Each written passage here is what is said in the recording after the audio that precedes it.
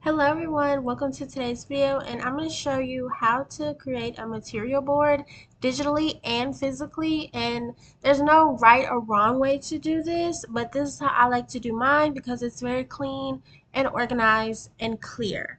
Digital material boards are cool, but if you don't have a physical one in your client presentation, then what are you actually doing? So I broke it up into rooms. However, you can put each room on a separate page. I think that's a good way as well. My first tip for creating a digital material board is layering. I've seen a lot of people, they'll have their materials and they'll just have them side by side, like all the materials side by side with a space in between. And while there is nothing technically wrong with that, it's just there is no character in your material boards. You really want to have character, and I feel like layering does that very, very well.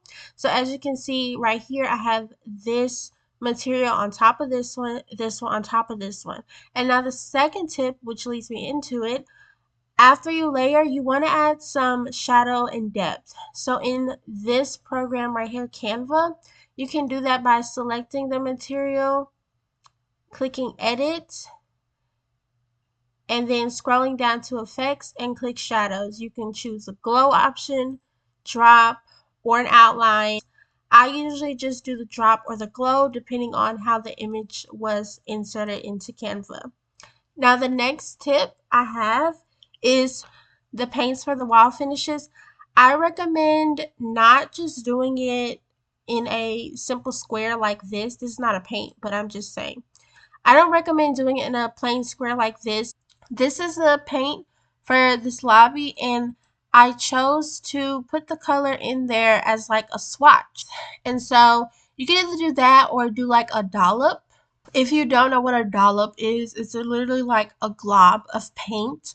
So I know if you go to Benjamin Moore, you can actually download the dollop of paint from that paint color and insert it as a PNG image. This one in particular, the shape is an element already in Canva, so you can change the color to anything. So if you find the hex code for your paint that you're speccing, you could just change that to the color of the swatch that is embedded in Canva.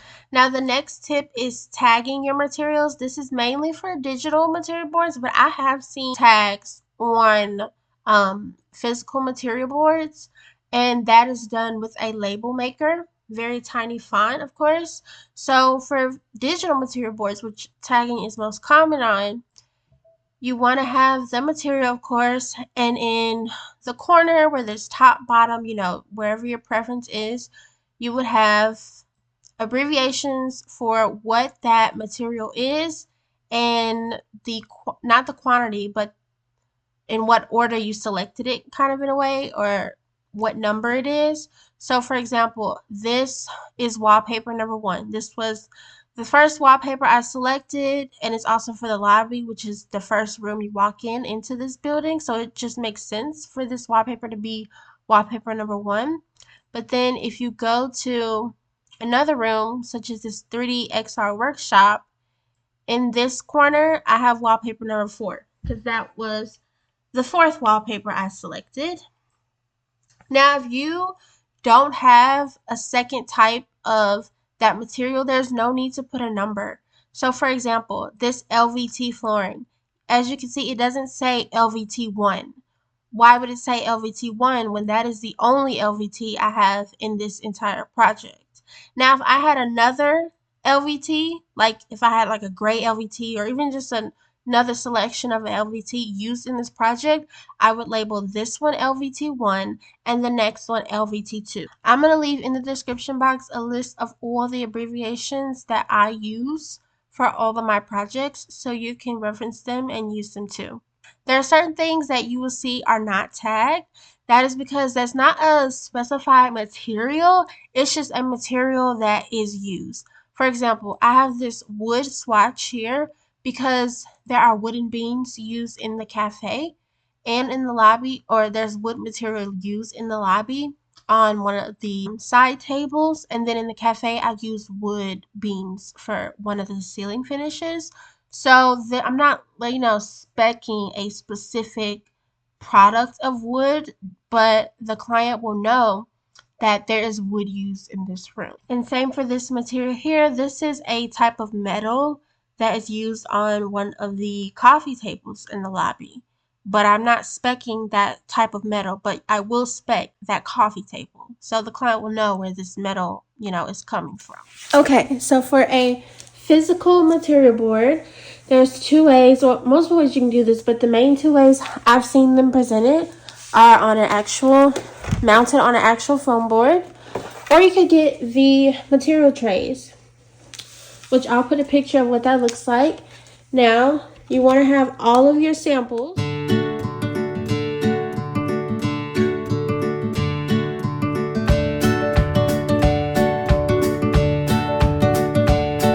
This is the material board for the lobby. So this is the counter surface material used on the reception desk and the reception, well, it's not reception, it's information desk. So I'm going to start with the cafe. This is one sample altogether. The subway tiles used as an accent wall tile. And while another tip is ordering 2 or 3, but at least 2 or more of any tile you are going to do a pattern with. It's like a subway tile. You need to order more than just one, because how are you going to envision a pattern with just one? But now I got 2. I can do this, I can do this, I can do this. You need to get 2 or more. This was the only piece that they gave me, so that's why I ordered 2. So that's what I'm saying. You really want to order 2 or more so that you can see what they look like all together, because this is all they gave me. This is the one they gave me. I ordered another one. So physical material boards are probably easier to fit, especially when you're doing it on one big board. If you have the material trays, you can just get a tray for each room. But it's really just kind of like Tetris, but not exact. You just want to make sure everything is flowing very well and not all over the place. This is the countertop surface used in the cafe.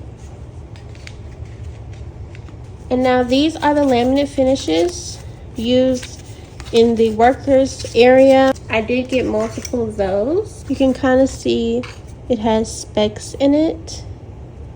You can get a good look there. So it's not just completely black. You know what I'm saying? You want to add some pizzazz. I don't like that they come with these little holes, but I know what they're for, so I'm not going to say anything. Now, one thing a lot of people forget, especially designers, grout. You can pick this out for your client. It's okay. They don't know. They don't know how to pick it, so it's okay for you to pick it out for them. This is a free grout chart I got as a student when I went to a tile place in Florida. And they were so nice to give me a grout chart simply because I asked. Closed mouths don't get fed. So I haven't even picked out a grout yet, even though the project is over, but it's fictitious, so it doesn't matter. But I have done this before for an undergrad project. Because this is a commercial setting, I would probably pick a black grout because it's going to get dirty. And you don't know how often these restaurants are going to get cleaned or how thorough. But you can just test it by putting the grout in between the tile. Like so.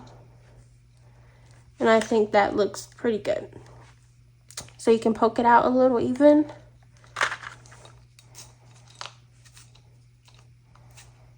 So this is the material board for the cafe. The only thing I'm missing is the accent flooring to go with this one.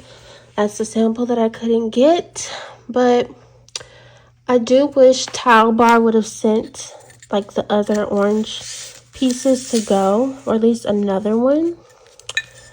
But that's why I say you need to always order 2 samples, not just 1, so you can make that pattern. Thank you all so much for watching. Please like, comment, and subscribe. Let me know your thoughts in the comments, and God bless.